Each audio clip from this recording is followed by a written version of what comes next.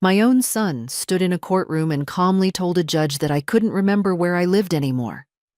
He said it with that soft, practiced concern people use when they want to sound kind while taking something from you. I sat there, hands folded neatly over my purse, listening to him erase me piece by piece, and all the while, my fingers rested on a small recorder hidden inside that purse. 6 months of conversations, every word they thought I'd forget, every lie they built so carefully, I didn't say a single thing. Not yet. Hello, my dears. You hear that? Your own child speaking about you like you're already gone. I don't like that tone one bit. Tell me in the comments, what would you do if someone tried to rewrite your mind like that? And don't forget to like and subscribe. These stories matter. 6 months earlier, my mornings still belonged to me. I live on Briar Lantern Road, in a narrow brick house that holds more memories than furniture. At 73, you learn to move slower, but you also learn the exact rhythm of your own life. I wake up before the sun fully settles, shuffle into the kitchen, and make myself a cup of chicory coffee the way my husband Arthur liked it. Strong enough to wake the dead, he used to say, though he's been gone 9 years now. The kettle whistles. The floorboards creak in the same places. The old clock above the pantry ticks with a stubborn, dignified patience. Nothing in that house has ever surprised me. Until it did. It started small. That's how these things always begin. "Mom, you forgot about dinner last night," Adrian said one Wednesday morning, standing in my doorway like he owned the frame.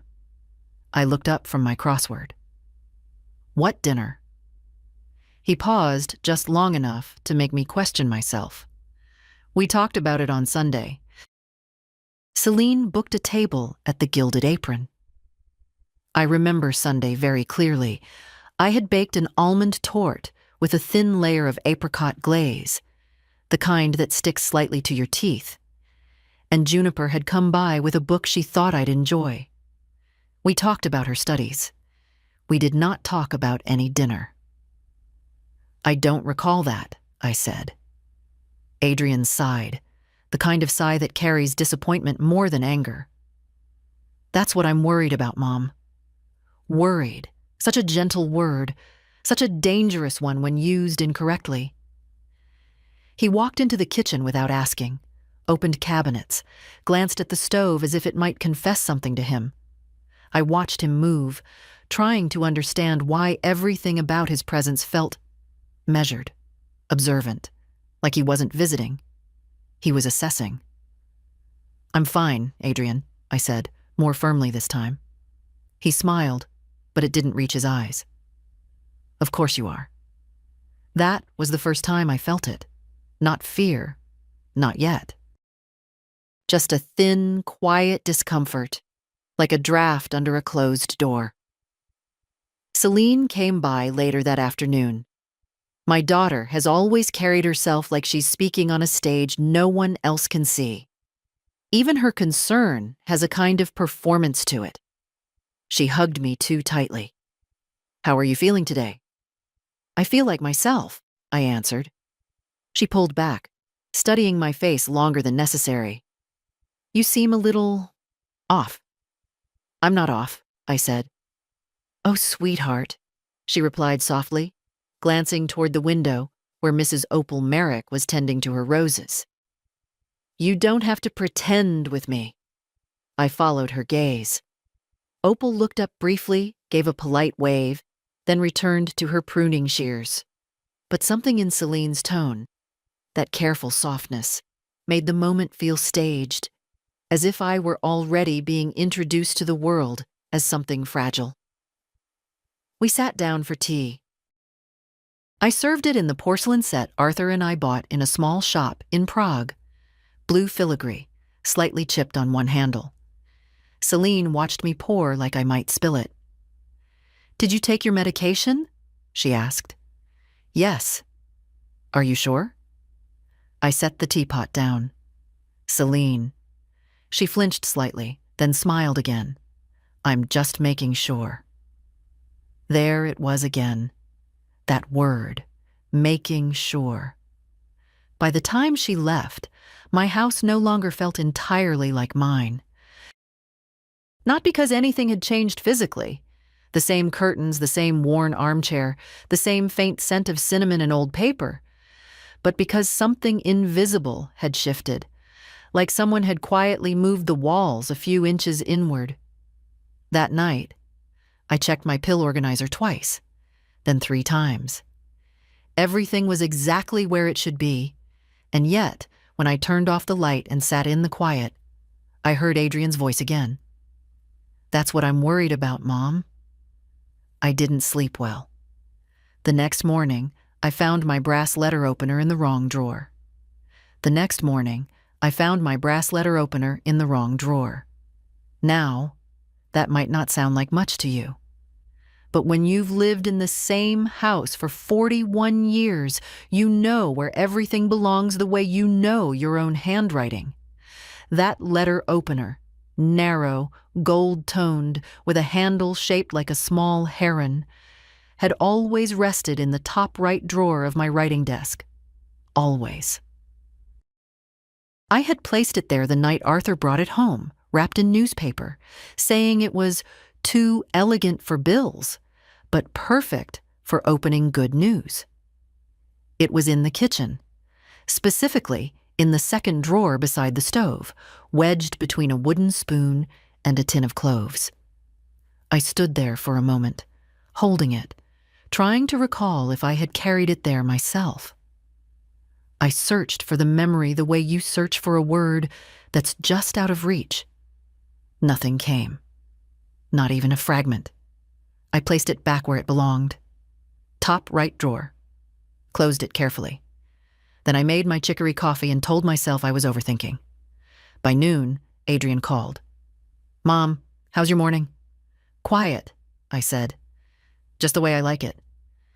"Did you find everything okay today?" The question slipped in too smoothly, too casually. "I beg your pardon?" "I mean, you didn't misplace anything?" he corrected quickly. I leaned back in my chair. "No, Adrian. Everything is exactly where it should be." A pause. Not long. "Just long enough." "Good," he said. "That's good." After we hung up, I sat there staring at the phone. That thin discomfort returned, stronger this time. It wasn't just what he asked. It was how he asked it, like he already knew the answer he expected. That afternoon, Selene came again. No call beforehand.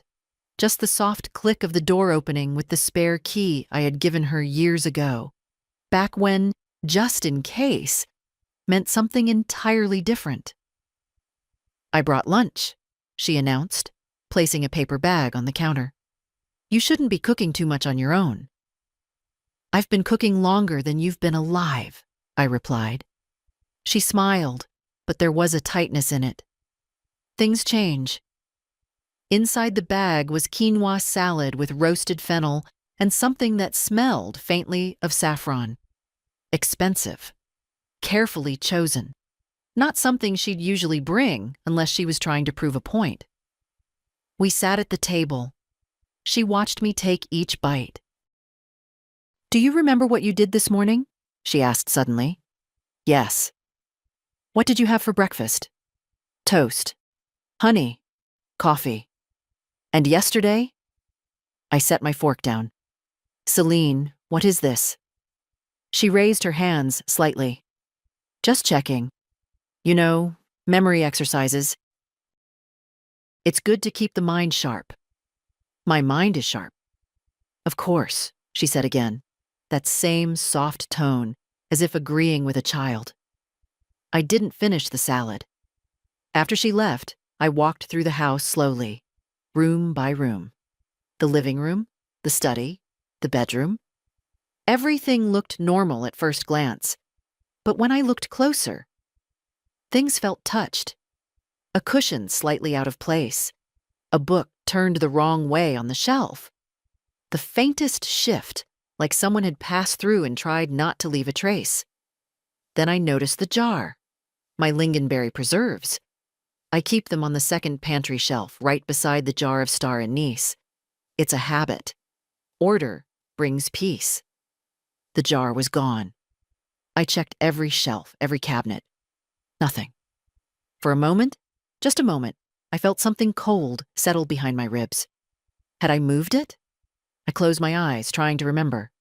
Breakfast? Toast? Honey. I hadn't touched the preserves in days. I opened my eyes again and forced myself to breathe steadily. No, I said out loud, just to hear something certain. No. An hour later, I found the jar. In the bathroom. On the edge of the sink, beside my hand soap. I didn't pick it up immediately. I just stood there, looking at it, trying to understand what I was seeing. The label faced outward, perfectly visible, as if it had been placed there deliberately. My reflection in the mirror looked older, not weaker, not confused, just alert in a way I hadn't been before. That evening, Adrian and Nadine came together. Nadine rarely visited unless something was being discussed. She's the kind of woman who chooses her words like she's placing chess pieces. Always 3 moves ahead, always polite enough to never seem offensive. "Miriam, you look tired," she said gently, setting her handbag on the chair, like she intended to stay a while. "I'm not tired," I replied. Adrian didn't sit right away. He walked through the house again. Kitchen, living room, hallway. The same quiet inspection. Then he turned to Nadine. "I told you." Told her what? They sat down across from me like I was the one being evaluated. "Mom," Adrian began, folding his hands. "We've been talking." "That's never a good start," I said. Nadine gave a soft, almost apologetic smile. "We're just concerned, that's all." "There's been a pattern," Adrian added. "Little things, forgetting plans, misplacing items." My fingers tightened slightly around my teacup, but I kept my voice even. "Everyone misplaces things." "Yes," Nadine said gently, "but not like this." There it was again. Not like this. Adrian leaned forward slightly. "We think it might be time to consider some support, just as a precaution." "What kind of support?" I asked. "Nothing drastic," he said quickly. "Just someone checking in, maybe helping with finances, appointments, making sure everything stays organized." Organized. I looked at my house. At the shelves I had arranged, the drawers I knew by memory, the life I had built piece by piece. "I am organized," I said quietly. They exchanged a glance, a quick one. But I saw it. And in that glance, something finally shifted inside me. Because that wasn't concern. That was agreement. And for the first time, I stopped asking myself if I had moved things. Instead, I asked a different question. Who did? I didn't sleep that night. Not because I was afraid. Fear comes with confusion, and by then, something inside me had already begun to sharpen. It was a quiet kind of clarity, the kind that settles in when you stop arguing with what you see. In the morning, I dressed carefully. Navy blouse, pressed slacks, the small silver brooch shaped like a thistle. Arthur always said it made me look formidable in a polite way. I had an appointment with Dr. Simon Greaves, my regular physician. Adrian had insisted on scheduling it. He arrived 10 minutes early, of course. "Ready?" he asked, already holding my coat. "I can manage my own coat," I replied, but I let him hand it to me anyway. The drive was quiet. He kept glancing at me at stoplights like I might suddenly forget where we were going. I watched the road instead. The same bakery on the corner, the same florist with its striped awning, the same narrow turn near the old cinema. Nothing had changed, except the way he looked at me. Inside the clinic, the air smelled faintly of antiseptic and something citrusy. Dr. Greaves greeted me with his usual calm smile, though I noticed his eyes flick briefly to Adrian before settling on me. "Miriam, good to see you," he said. "How have you been feeling?" "I've been well," I answered.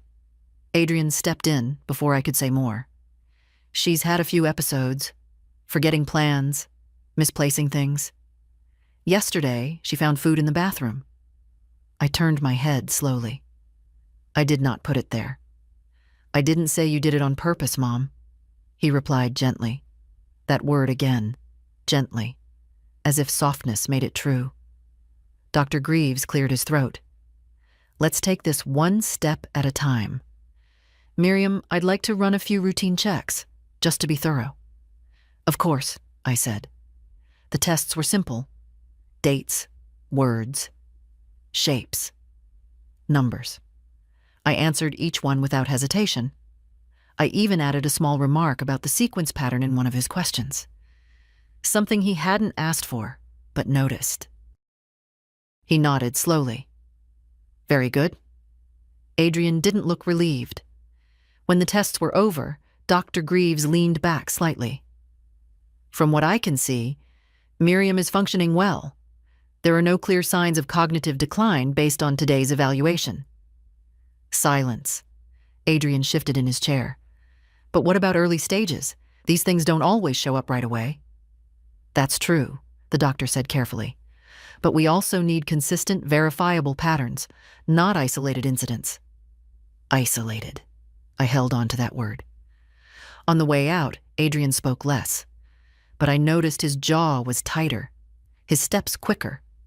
Something about the result hadn't gone the way he expected. That afternoon, while he was in the kitchen, making himself tea. In my kitchen. I walked past the coat he had left draped over the chair. I don't usually go through people's belongings. But I'm not usual anymore, am I? I slipped my hand into the inner pocket.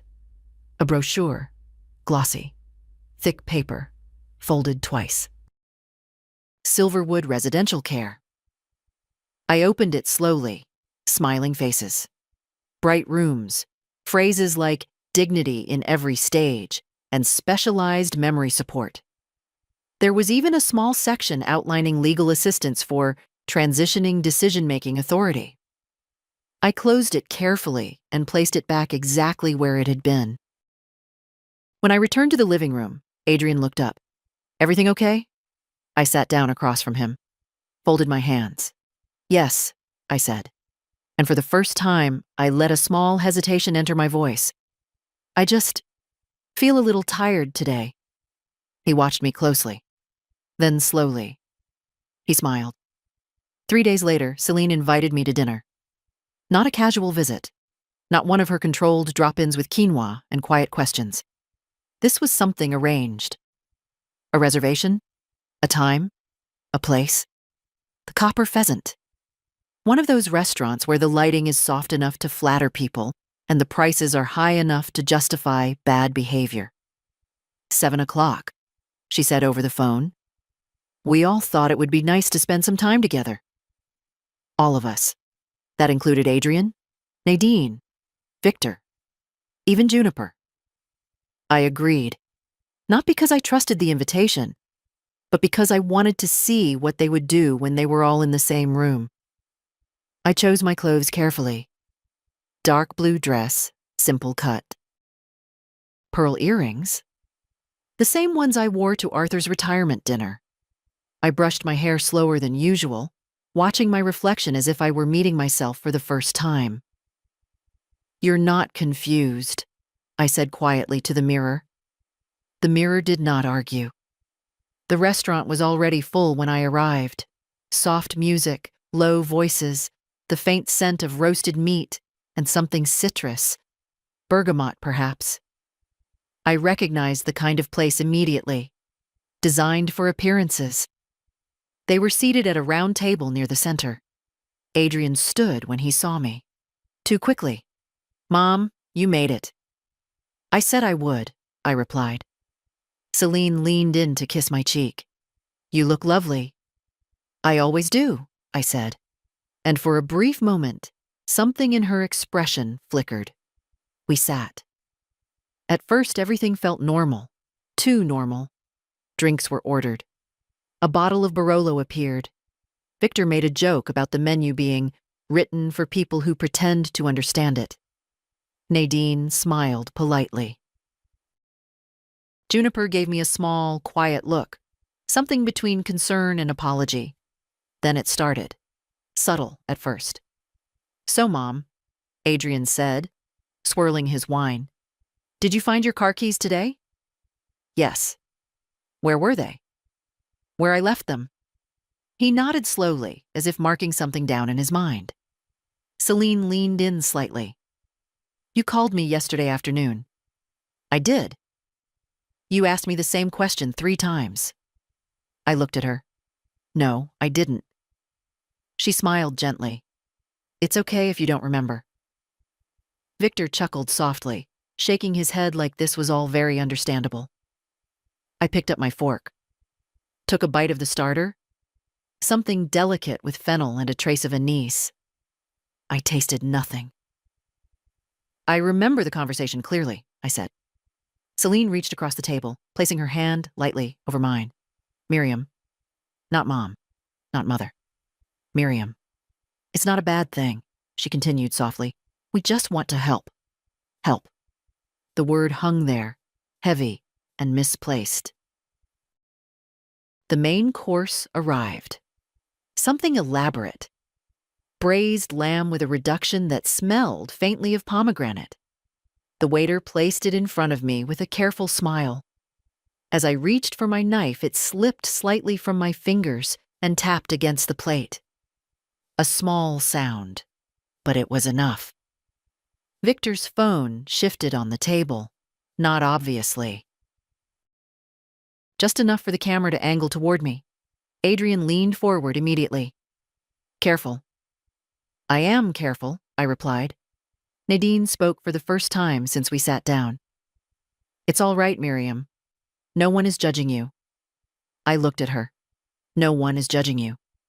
And yet, every eye at that table was on me, watching, waiting, measuring. Juniper shifted in her seat. "Grandma's always steady," she said quietly. Adrian didn't respond, but his jaw tightened. Conversation moved on, but not really. Every story I told was corrected. Every detail I gave was softened, adjusted, reframed. "That's not how it happened, Mom?" "I think you're mixing things up." Close, but not quite. Piece by piece, word by word. They weren't arguing with me. They were replacing me. At some point, I stopped trying to correct them. I simply listened and watched.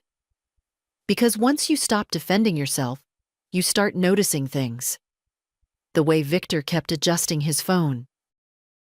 The way Nadine avoided direct eye contact when certain topics came up. The way Celine's concern became sharper when she thought no one was looking. And Adrian. Adrian was leading it. Every question, every redirection, every gentle correction. This wasn't a conversation. It was a performance. And I was the subject. When the dessert came, something light, citrus foam with crushed pistachio, Juniper leaned slightly closer to me. "Grandma," she whispered, just loud enough for me to hear. "Dad's been talking to someone. A lawyer, I think." I didn't turn my head. I didn't react. I simply took a slow sip of water. And in that moment, everything became very clear. This wasn't about concern. It wasn't about memory. It wasn't even about me. It was about control. And they thought I was already too far gone to see it. The next morning, I ordered the recorder. Not from any place Adrian would think to check, and not under my name. I used an old catalog account I hadn't touched in years. The kind that still sends paper receipts with slightly faded ink and too many numbers at the bottom. The device itself was small, unremarkable, the size of a matchbox. Easy to hide.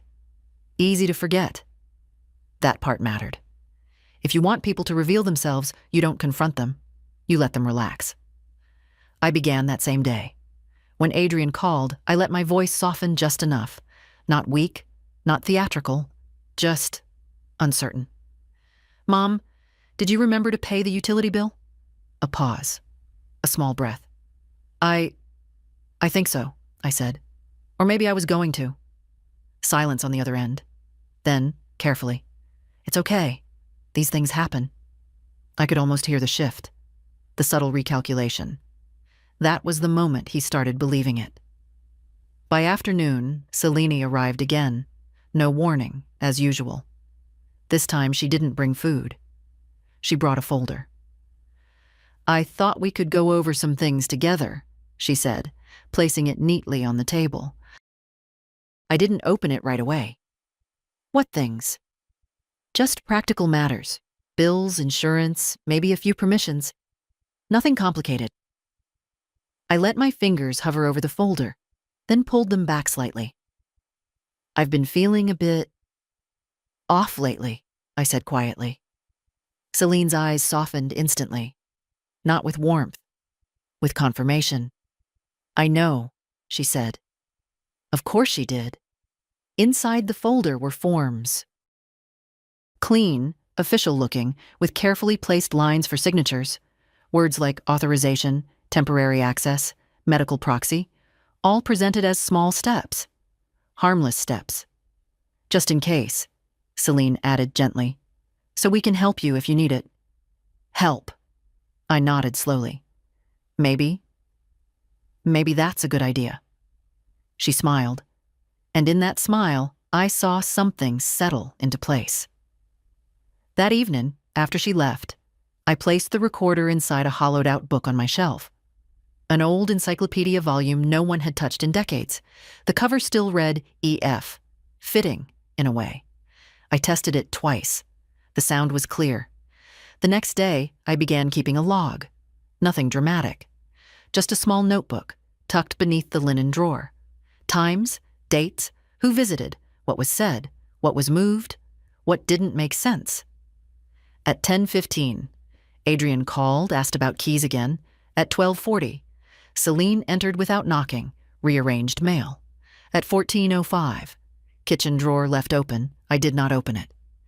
Patterns. That's what they were building. So I built one too. 2 days later, Adrian came by unannounced. Again. He moved differently now. Less cautious. More certain. Mom, he said, walking straight into the kitchen, we should really think about simplifying things around here. Simplifying? I asked. Fewer bills, fewer responsibilities, less to keep track of. He opened the cabinet above the sink, looked inside like he expected to find evidence. I stood in the doorway, watching him. I don't mind keeping track of things, I said. He turned, smiling faintly. That's just it. You don't have to anymore. Not you can't. You don't have to. He was getting better at it. That same afternoon, I called the bank. Not the main line. The direct number Arthur had written down years ago in his precise, careful handwriting. The one labeled only if necessary. A woman named Elise answered.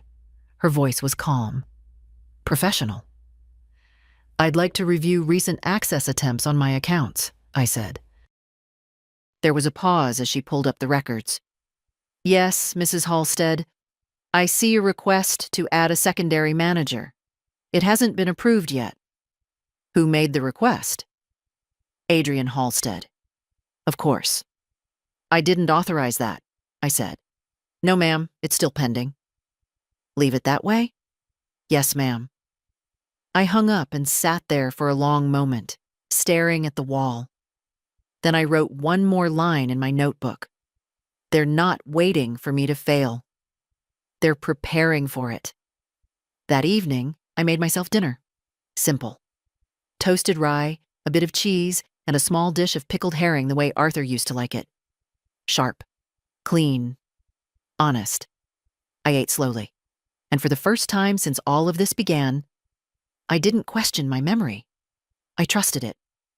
because the confusion was never mine. It was something they were trying to give me, and I had just decided I wasn't going to accept it.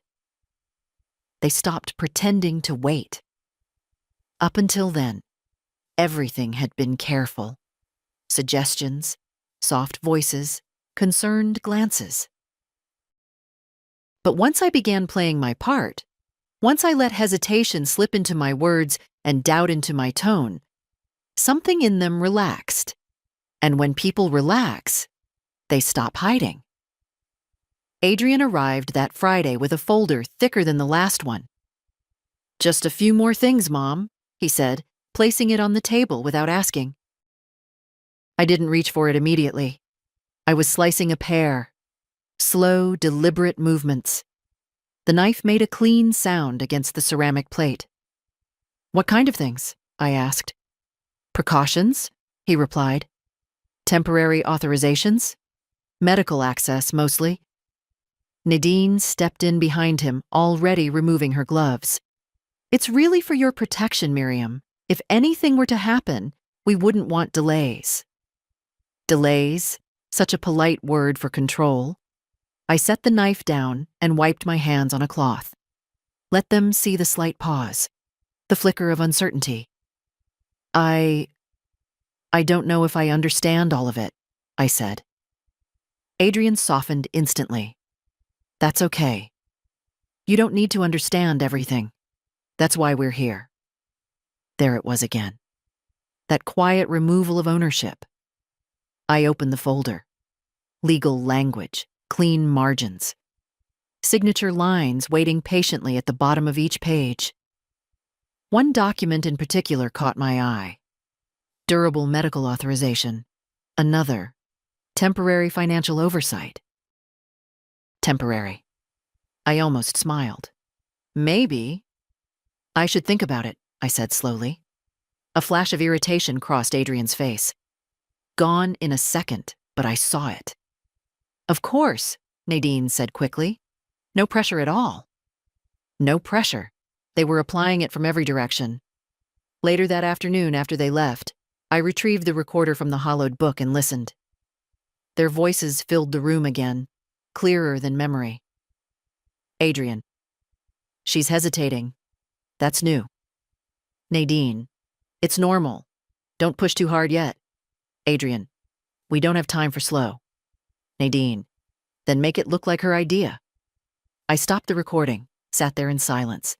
Then I rewound it, played it again. Every word, every tone, every intention laid out neatly, like the papers they wanted me to sign. That evening, Selene called. "I spoke to Dr. Greaves," she said, skipping any greeting. "He thinks we should monitor things more closely." I leaned back in my chair. "Did he say that?" "Well, not in those exact words," she admitted. "But he agreed it's better to be proactive." "Of course," I said softly. "Wouldn't want things to get worse." A pause, then quieter. "You understand we're doing this for you, right?" "Yes," I replied. And this time, I let my voice sound tired. "I don't always trust myself anymore." Silence. Then a breath. Relief. "I know," she said. That one sentence told me everything I needed. The next day, I added something new to my routine. Photographs. Nothing obvious, just small things. The kitchen before I left the room. The position of objects on the table. The drawer handles. The arrangement of mail. By afternoon, something had changed again. A cupboard left slightly open. A chair moved half an inch. The fruit bowl rotated just enough to be noticeable. If you were looking. I took another photo. Then another. They were building a story. But stories need consistency. And I was making sure theirs didn't have it. 2 days later, I caught the first real mistake. Adrian and Selene thought I was asleep. They were in the kitchen. Voices low, but not low enough. The recorder was already running. "She almost signed," Selene whispered. "Almost doesn't help," Adrian replied. We need a clear pattern before filing. And the house? She asked. We list it as soon as we get authority. Nadine already spoke to someone. A pause. And the accounts? Selene pressed. Adrian's voice dropped, even lower. We split it after expenses. 50-50. Clean. I didn't move, didn't breathe any louder than I had to. Because that was it. Not concern, not care. A plan. Clear. Measured. Agreed upon. When they left, I stayed in my chair for a long time. Not shocked. Not even angry. Just certain. I opened my notebook, and for the first time, I didn't write a question. I wrote a statement. They are preparing to take everything. Then, beneath it, in smaller, steadier handwriting, let them think I'm ready to give it to them. The mistake wasn't in what they said, it was in how confident they sounded saying it. That's what stayed with me the next morning as I stood in my kitchen, sunlight cutting through the blinds in narrow lines across the table. Adrian's voice kept replaying in my head. We split it after expenses. Calm. Practical. Like he was discussing furniture, not his own mother. I didn't rush. People expect reaction, anger, tears, confrontation. But reaction gives them time to adjust. Silence doesn't. At 9:10, I called Opal Merrick. She answered on the second ring. Miriam, everything all right? I need you to tell me something honestly, I said. Have you ever seen me outside at night? Wandering? A pause. No, she said firmly. You close your curtains every evening. Why? Just checking. Another pause. Softer this time. What are they saying about you? That I'm forgetting things, I replied. That I'm not reliable. Opal let out a quiet breath. Miriam Halstead, I've known you for years. You're sharper than half this street. Don't let anyone convince you otherwise. I thanked her and hung up. Then I made another call. Different clinic, different part of town, no shared records, no family involvement. I'd like a full cognitive evaluation, I said. Earliest slot is Thursday. I'll take it. By noon, Selene arrived. Of course she did. You didn't answer your phone, she said, stepping inside like she owned the door. I was resting. She walked straight into the kitchen, stopped, looked around. I followed her gaze. The flour jar was open. White powder scattered across the counter, a thin trail falling toward the floor. I hadn't touched it. Selene tilted her head slightly. Were you baking? No. She stepped closer, brushing her fingers along the surface. Then how did this happen? I didn't answer. I just looked at her. And for a second, just one, her expression changed. Not concern, calculation. Then it was gone. It's okay, she said softly. These things happen. I walked past her. Opened the drawer where I keep my cloths. It stuck halfway. I pulled harder. Inside, beneath the folded fabric, was my mail. Not where I left it. Hidden. I picked up the top envelope. Unopened. Selene watched me carefully. I thought I already sorted those, she said lightly. I hadn't, I replied. Silence.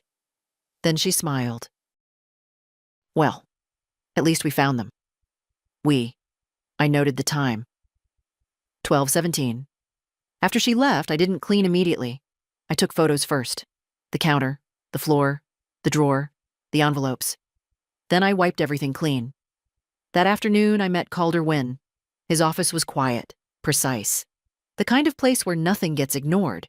He didn't interrupt me, didn't react, just listened. When I finished, he leaned back slightly. You're not confused, he said. No. And you've been documenting everything. Yes, he nodded once. Good, because what they're doing isn't concern. What is it? A case, he said. They're building one. I placed the recorder on his desk. And I'm building mine. He looked at it, then at me. A small, sharp smile. Then we're not defending you, he said. We're exposing them. All right. This is the moment everything changes. They're not worried. They're staging evidence, moving things, hiding things, then pointing at it. If you were Miriam, would you confront them right now or keep collecting proof? I'll tell you honestly, I'd stay quiet a little longer and let them dig their own grave. Once you understand the rules of the game, you stop reacting to the moves. You start guiding them. Calder told me that during our second meeting, 2 days after I brought him the recorder. They think they're ahead, he said, flipping through my notes, which means they'll get careless. They already are, I replied. Yes, he nodded, but not enough yet. We need something undeniable, not suspicion, not patterns, proof of intent. Intent. That word stayed with me, because forgetting things can be explained, confusion can be argued, but intent exposes everything. Thursday morning, I drove myself to the clinic. Different town. No familiar faces. No Adrian sitting beside me, answering questions I hadn't been asked. The neurologist, Dr. Elaine Mercer, was precise, direct, and refreshingly uninterested in family narratives. "Why are you here?" she asked. "For clarity," I answered. The tests were longer this time, more detailed. Memory sequences, problem solving, spatial reasoning. She watched closely, not just what I answered, but how. At the end, she closed the file and looked at me. "There is no indication of cognitive impairment," she said. I didn't smile. "I'll need that in writing." "You'll have it." When I stepped outside, the air felt different, not lighter, sharper, because now I didn't just know the truth. I could prove it. That afternoon, I stopped by the bank. Not the main branch Adrian uses, the older one, the one with marble floors and a manager who still remembers Arthur by name. "I'd like to review access permissions," I said. Within minutes, I had confirmation. Adrian had tried twice more to gain financial authorization. Denied both times. "Would you like to block future attempts?" the manager asked. "Not yet," I said. He looked slightly surprised.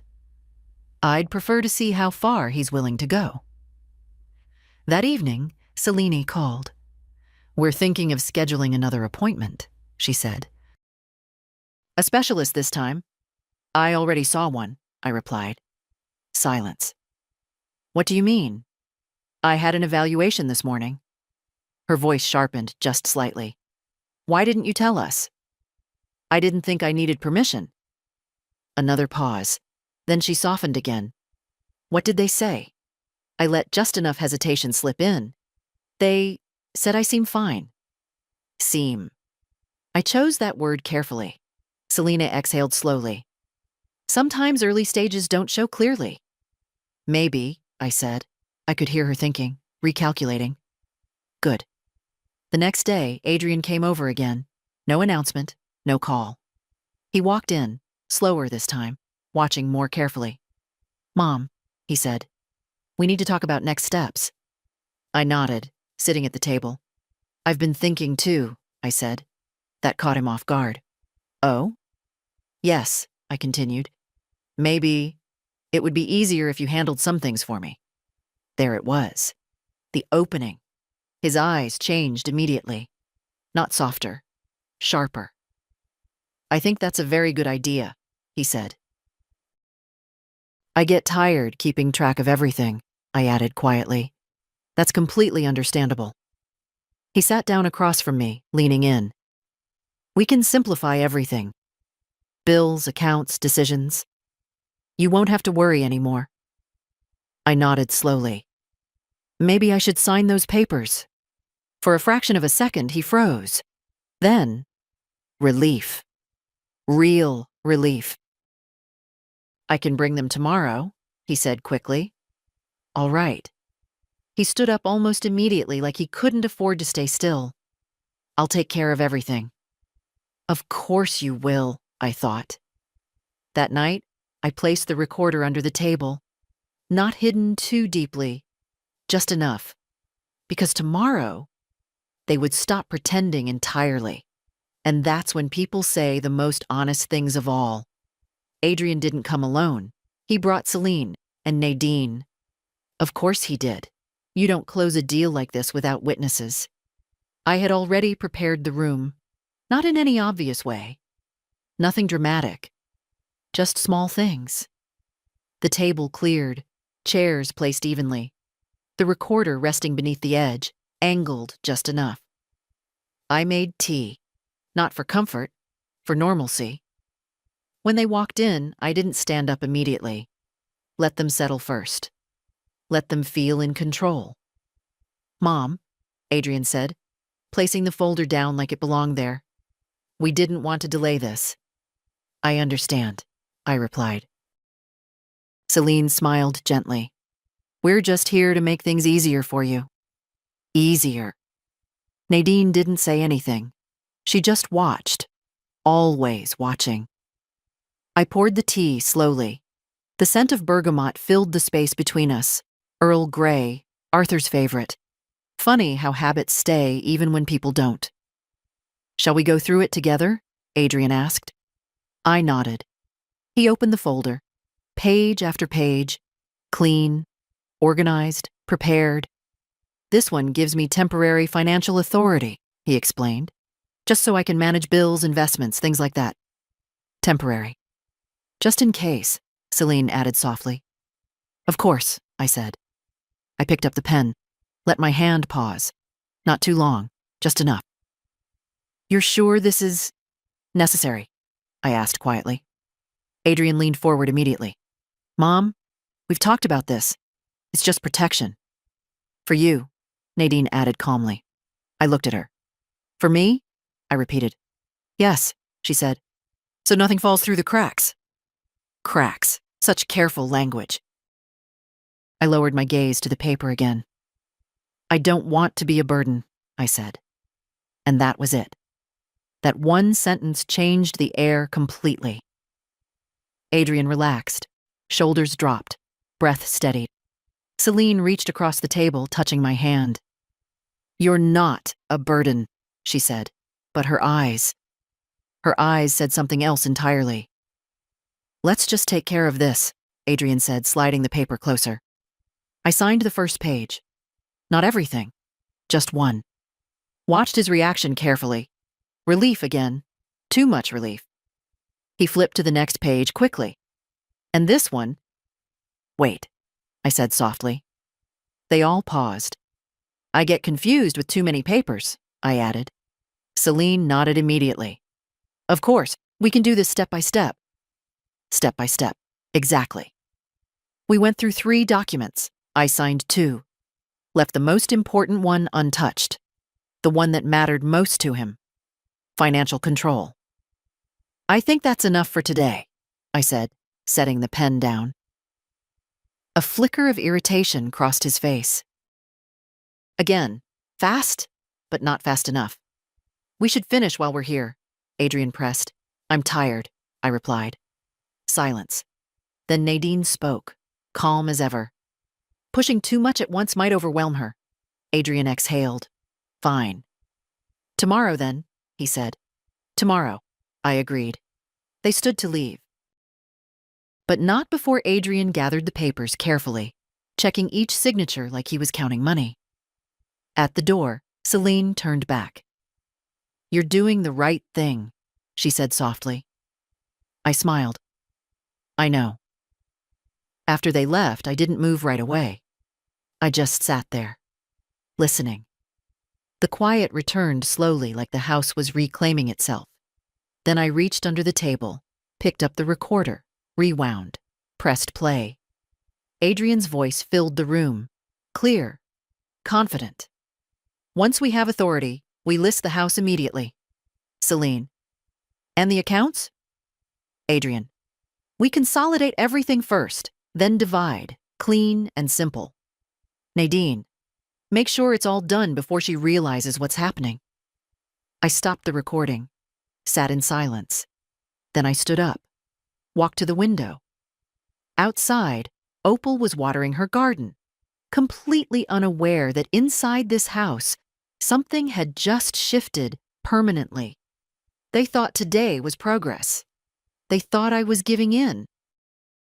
But what they didn't understand was that I had just given them exactly what they needed, to say everything out loud. And tomorrow, they would say even more.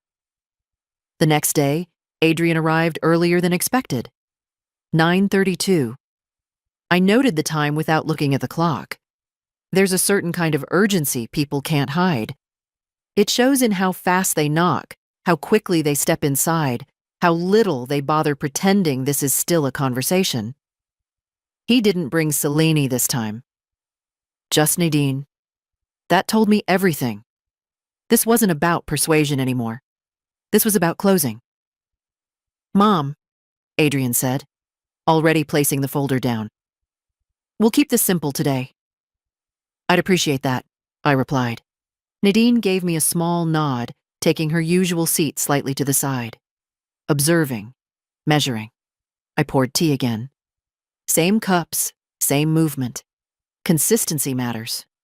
"Just one document left," Adrian said, sliding it toward me.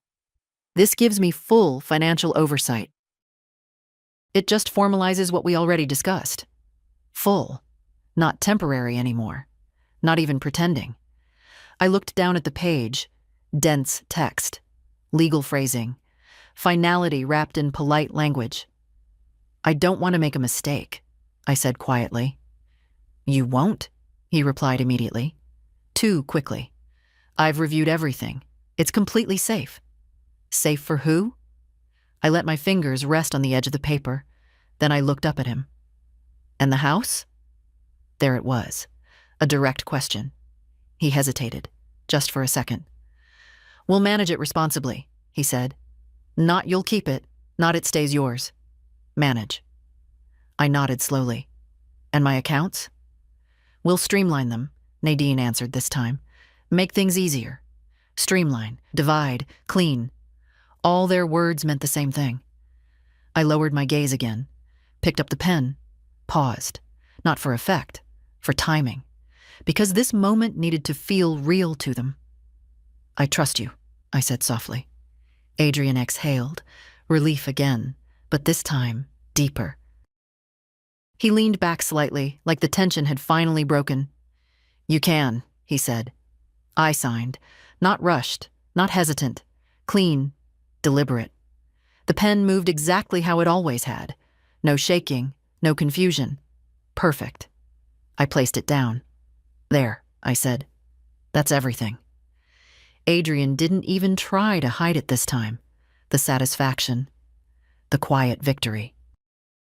He gathered the papers quickly, flipping through them once, twice, checking, confirming. "It's done," he said. Nadine nodded slightly. "We'll handle the rest." "Of course you will." They stood to leave, but they didn't leave immediately. People never do when they think they've won. They relax. They talk. And that's when truth becomes careless. "I'll call the agent this afternoon," Adrian said, already halfway to the door. "Good," Nadine replied. "The sooner we list, the better." "And the accounts?" "We move everything before she starts asking questions." I didn't move. Didn't react. Didn't breathe any differently. "Give it a week," Adrian said. "By then it's all finalized." A week. That's how long they thought it would take to erase me. The door closed behind them. Silence. Then I stood up slowly, walked to the table, picked up the empty cup, took it to the sink, washed it, dried it, placed it back exactly where it belonged. Routine matters. Then I walked to the bookshelf, opened the old encyclopedia, took out the recorder. My hands didn't shake, not even a little. I sat down, pressed play. Adrian's voice filled the room again, clear, unfiltered, unaware. "It's done. Nadine." "Good. Now we just move quickly." "Adrian," before she realizes. I stopped the recording, sat there for a long moment. Then I reached for my phone, dialed Calder. They signed, I said. A pause, then his voice, calm and precise. And you? I gave them exactly what they wanted. Another pause. Then, good, he said. Now we take it back. I looked around my house, my walls, my life, everything still exactly where it belonged. They think it's over, I said quietly. Calder didn't hesitate. Then they won't see what's coming. I ended the call, and for the first time since this began, I allowed myself a small, quiet smile. Because now, they had crossed the line, and I had everything I needed.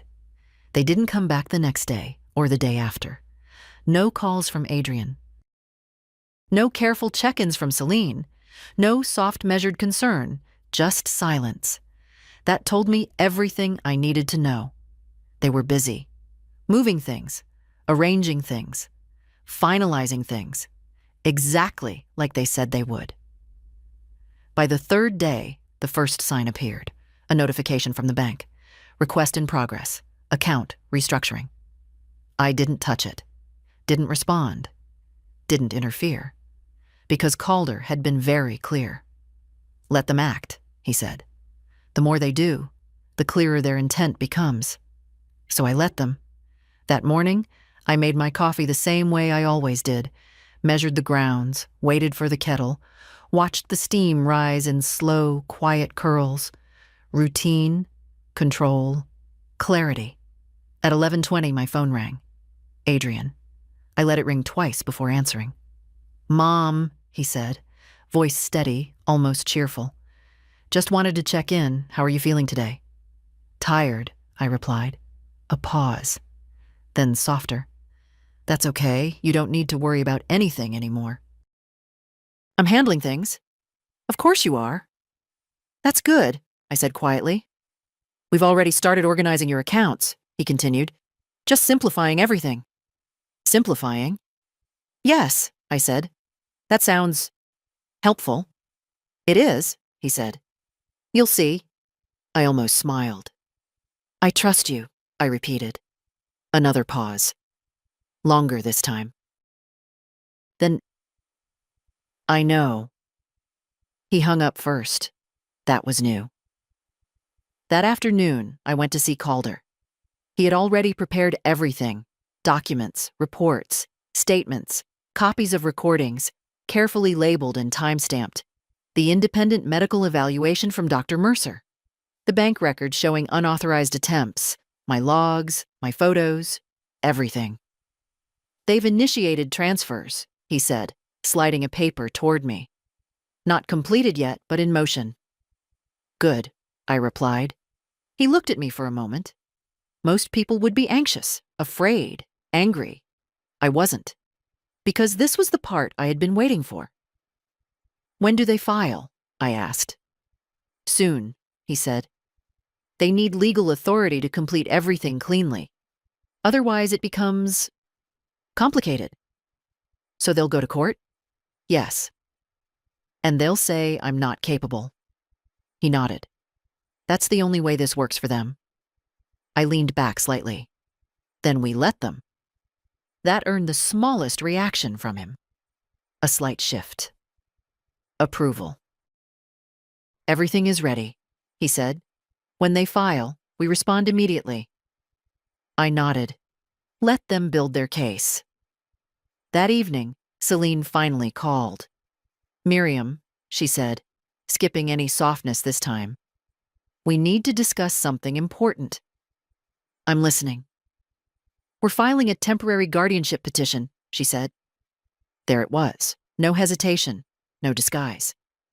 Just until things stabilize, she added quickly. It's a standard procedure. Of course, I said. Silence. She wasn't expecting that. You understand why this is necessary, right? She asked. Yes, I replied. Another pause. Then carefully, you're not upset? I let my voice soften. I trust you. That did it. I could hear it. Relief. Real, unguarded relief. Good, she said. This is the best thing for everyone. Everyone. Of course. We ended the call shortly after. I placed the phone down, sat there for a moment. Then I reached for the recorder, pressed play. Her voice filled the room again. We're filing. It's necessary. Best for everyone. I stopped it because I didn't need to hear more. Not anymore. Everything was already in place. The next morning, the official notice arrived. Stamped. Formal. Cold. Petition for guardianship of Miriam Halstead. I read it once, then again. Then I placed it neatly on the table. Exactly in the center. Where everyone could see it. Not because I needed to, but because I wanted it there. A reminder. Not of what they were doing, but of what they had already done. This right here? This is the moment before the fall. They think they've won. Papers signed. Control almost theirs. Court, just a formality. Tell me honestly, would you panic here or stay calm? Like Miriam. Me? I'd stay exactly like this. Quiet, prepared, because the louder truth hits, the harder it lands. The courtroom was smaller than I expected. Not grand, not dramatic.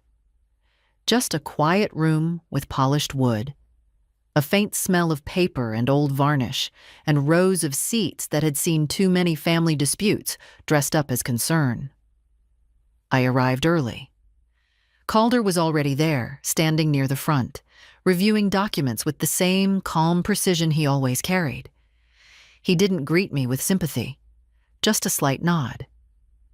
"Everything is in order," he said. "I know," I replied. Across the room, Adrian and Celine entered together. Nadine followed. Victor, too. They looked composed. That was the word. Not nervous, not uncertain. Composed. Adrian spotted me first. Our eyes met for a brief second. He didn't look away, but there was something new in his expression. Not guilt, expectation, like he was already preparing to speak for me. We took our places. The judge, Helena Cross, entered without ceremony, efficient, observant. The kind of woman who had seen enough to recognize patterns quickly. "Petition for guardianship of Miriam Halstead," she began, scanning the file. "Proceed." Their lawyer stood first. Measured voice. Clean delivery. "This is a matter of concern for Ms. Halstead's well-being," he said. "Her children have observed a steady decline in memory, judgment, and daily functioning." I listened. Every word familiar. Every phrase rehearsed. Adrian was called to speak. He stood straight, hands folded just enough to appear controlled. "My mother has always been independent," he began. "But over the past months we've noticed changes, confusion, misplaced items, repeated questions." I watched him carefully. Not the words, the tone. He wasn't lying badly. He was lying comfortably. Celine followed. Softer voice, more emotion. "She forgets conversations," she said. "She gets lost in simple tasks. We're just trying to protect her." Protect. That word again. Victor presented evidence, short clips, carefully selected moments, a dropped utensil, a paused answer. A slightly misplaced object. Each one framed as proof, each one missing context. I didn't react, didn't interrupt, didn't defend, because this part wasn't mine. Not yet. The judge turned to Calder. "Response?" He stood slowly. "Your Honor," he said, voice calm, controlled. "We agree that this case is about protection." A pause. "But not in the way it has been presented." The room shifted. Slightly. Just enough. He placed a file on the desk. "Before addressing the claims, we would like to introduce documented evidence regarding the construction of those claims." That word again. Construction. The judge's eyes narrowed slightly. "Go on." Calder didn't rush, didn't dramatize. He simply reached into his case and placed a small device on the table, the recorder. This contains a series of recorded conversations over the past 6 months, he said, all legally obtained within Ms. Halstead's residence. Adrian's posture changed. Barely, but I saw it. Celine's fingers tightened around each other. Victor looked at Nadine. Nadine didn't move. Permission to play relevant excerpts, Calder continued. The judge nodded once. Proceed. Calder pressed play. The room filled with Adrian's voice, clear, unfiltered, unaware. Once we have authority, we list the house immediately. Silence, not empty. Heavy. Celine's voice followed. And the accounts? Adrian again. We consolidate everything first, then divide. Clean and simple. No one moved. No one spoke. Because now, there was nothing to interpret, nothing to soften, nothing to reframe, just truth. Out loud, in their own voices. Calder let it play a few seconds longer, then paused it. Your Honor, he said calmly, this is not a case of concern. This is a coordinated attempt to fabricate cognitive decline in order to gain financial control. Adrian stood abruptly. That's not— Sit down, the judge said sharply. He did. Slowly. Celine's composure cracked first. That's taken out of context, she said, voice unsteady. Then we can continue, Calder replied. He pressed play again, Nadine's voice this time. Make sure it's all done before she realizes what's happening. That was the moment, the exact moment. Everything shifted, not loudly, not dramatically, but permanently. The judge leaned forward slightly. Her expression no longer neutral, no longer procedural. Now, focused. Calder stopped the recording. We have additional materials, he said. Medical evaluations confirming full cognitive capacity. Bank records showing unauthorized access attempts. Witness statements. Photographic evidence of staged incidents. He didn't raise his voice. He didn't need to. Because the room had already heard enough. For the first time since this began, I wasn't being spoken about. I was being seen. And across the room, Adrian no longer looked confident. He looked like someone who had just realized the story he built was now being told by someone else. The silence after the recording stopped was not confusion. It was recognition, the kind that doesn't need explanation. Adrian didn't try to stand again. He stayed where he was, hands clenched together, staring at the table like it might offer him a version of events that still worked in his favor. Celine was the first to speak.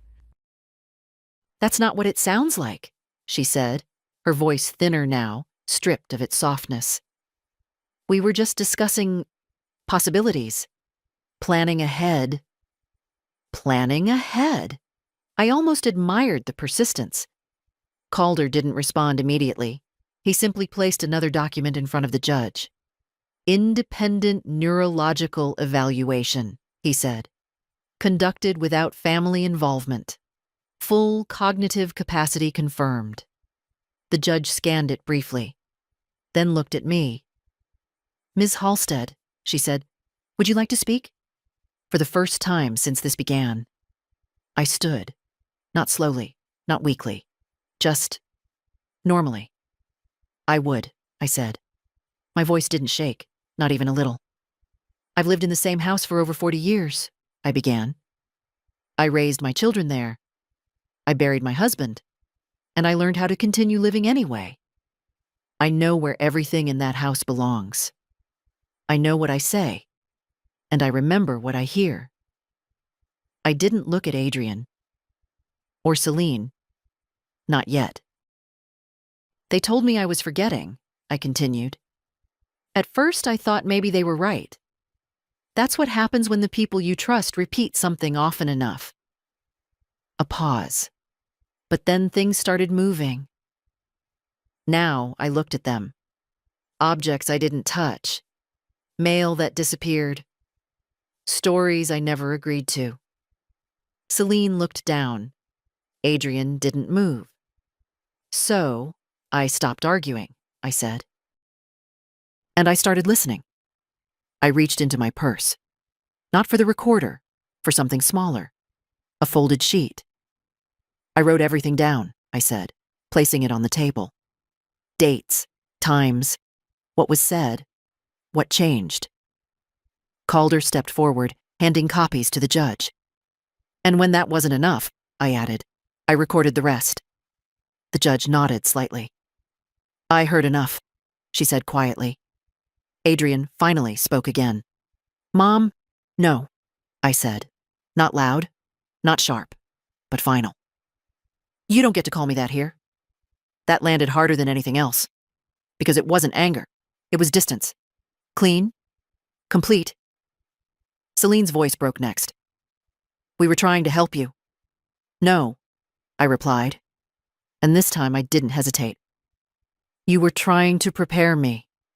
Silence. For removal, I finished. Calder stepped back. He didn't need to guide anything anymore. The judge closed the file in front of her. Slowly. Deliberately. This court finds no evidence of cognitive incapacity, she said. On the contrary, the presented materials strongly suggest deliberate manipulation of circumstances to fabricate such a claim. No one spoke. No one interrupted. Because there was nothing left to say. The petition for guardianship is denied, she continued. Effective immediately. A pause. Then, I am also referring this matter for further review regarding potential financial exploitation. That was the line. The one they hadn't planned for. Adrian's face lost what little color remained. Celine covered her mouth. Nadine looked forward, completely still. Victor looked at the floor. And I didn't feel victory. Not the kind people expect. No satisfaction. No triumph. Just clarity. The kind that settles in when something finally ends. The judge looked at me once more. You are free to leave, Ms. Halstead. Free. I nodded, collected my purse, and walked past them. Not quickly, not slowly. Just forward. And for the first time in 6 months, no one tried to stop me. Outside the courthouse, the air felt different. Not warmer, not lighter, just honest. No quiet performances. No careful voices. No one adjusting their tone to sound like something they weren't. I stepped down the stairs slowly, one hand resting on the railing, not because I needed it, but because I chose to. Footsteps followed behind me. Of course they did. Miriam. Adrian's voice. Not Mom. Not anymore. I stopped. Turned. He looked smaller. Not physically. But something in him had collapsed. The certainty. The control. The quiet confidence he carried through all of this. This didn't have to go this far, he said. I looked at him. Really looked. For you, it didn't, I replied. Celine stepped forward, eyes red now, voice unsteady. We were trying to fix things before they got worse. They weren't getting worse, I said. They were, she insisted. You just couldn't see it. No, I said calmly. You needed me not to see it. That stopped her, completely. Nadine didn't speak. She just watched, like she always did. But this time, there was no calculation left. Only distance. You've made a mistake, Adrian said quietly. You've turned this into something it didn't need to be. I almost smiled. No, I said. You did that the moment you decided I wouldn't notice. Silence. Cars passing. Distant voices. The ordinary world continuing like nothing had happened. I would have helped you, I added. If you had asked. That landed. Because it was true. And they knew it. Adrian looked away first. Celine followed. Victor didn't even try to speak. Juniper stepped out from behind them. She hadn't said a word inside, not once, but now she walked straight toward me. "Grandma," she said quietly. I turned to her. She hesitated for a second, then hugged me. Not carefully, not gently, just honestly. "I'm sorry," she whispered. I placed my hand on her shoulder. "This wasn't yours to carry," I said. She nodded, but didn't step back immediately. Good. She understood something the others didn't. When she finally let go, I turned back to the others. "This ends here," I said. No anger, no raised voice, just fact. "You don't come to my house without being invited," I continued. "You don't touch my accounts. You don't make decisions for me." Adrian opened his mouth, closed it again. Because there was nothing left for him to say. I adjusted the strap of my purse, looked at them one last time, and then I left. The house felt exactly the same when I opened the door. That surprised me. I expected it to feel different, changed. But no. Same hallway, same light, same quiet. Because it was never the house that had shifted. It was everything around it. I walked into the kitchen, set the kettle on, listened to the water begin to heat. Routine, control, clarity. I placed the recorder on the table, not hidden anymore, just there. Beside Arthur's photograph, he looked the same as always, calm, certain. "You were right," I said quietly. The kettle clicked. Steam rose. I poured the coffee, sat down, and for the first time in months, there was no voice in my head questioning what was real, because I had already answered that. My phone buzzed once. A message. From an unknown number. I didn't open it. Not yet. Instead, I took a slow sip of coffee. Strong. Bitter. Exactly the way it should be. And I sat there, in my own kitchen, in my own house, in my own life, untouched. That's how it should end. Quiet, clean, no shouting, just boundaries that finally mean something. If I were in Miriam's place, I'd do the same. Maybe even earlier. Some people don't understand kindness until it's taken away. If you made it this far, write in the comments. When would you have stopped trusting them? And don't forget to subscribe, like, and share if this hit you.